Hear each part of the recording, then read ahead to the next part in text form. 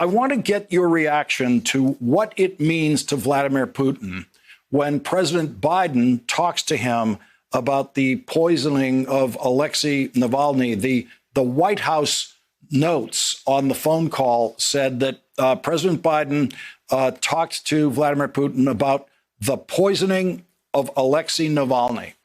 What effect does that have on Vladimir Putin and in Russia?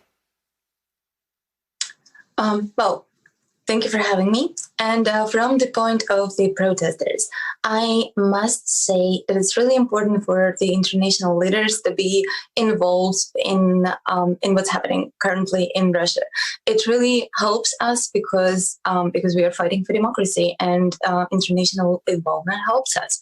Putin is deeply scared of the international pressure. He might try to put stone face on himself and might try to appear as a person who does not care.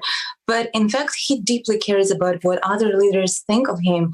So if it's Joe Biden or Angela Merkel, it's really effective when international leaders put pressure on him about political prisoners in Russia. You told me yesterday that it's been a very emotional time for you this week, especially one of your partners, Masha, was arrested and detained. I think she's still detained. We have some video, this video of her being arrested right there. Do you know what her situation is now?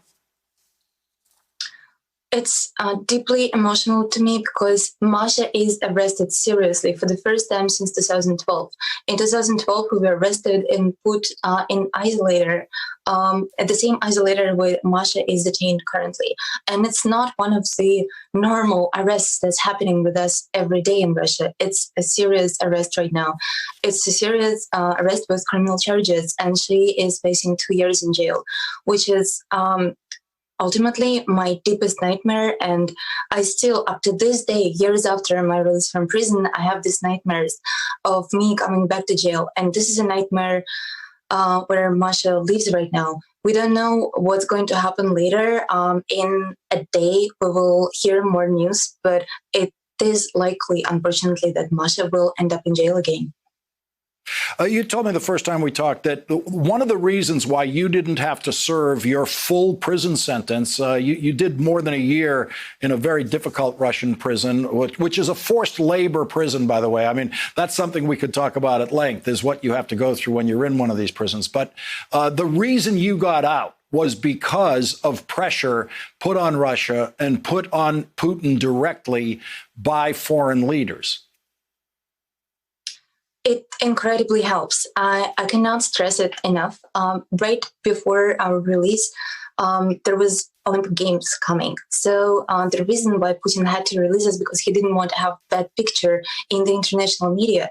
So the more reaction you have in European American media, the more chances that Alexei Navalny and everyone else who was arrested in the last 10 days, they will be released.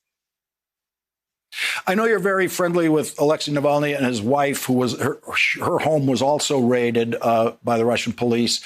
You visited him, I know, when he was in the hospital. Talk about the bravery it takes for him and for you to repeatedly confront Vladimir Putin, knowing that prison is the very likely outcome of confronting him.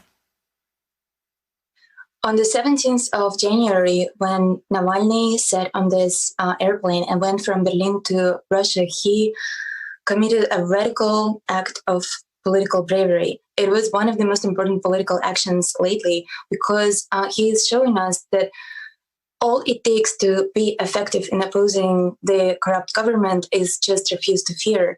And he and his team, because it's not just Navalny, it's the whole constellation of amazing, talented people who are standing behind his back, and the whole Russia who doesn't want to take this corruption anymore.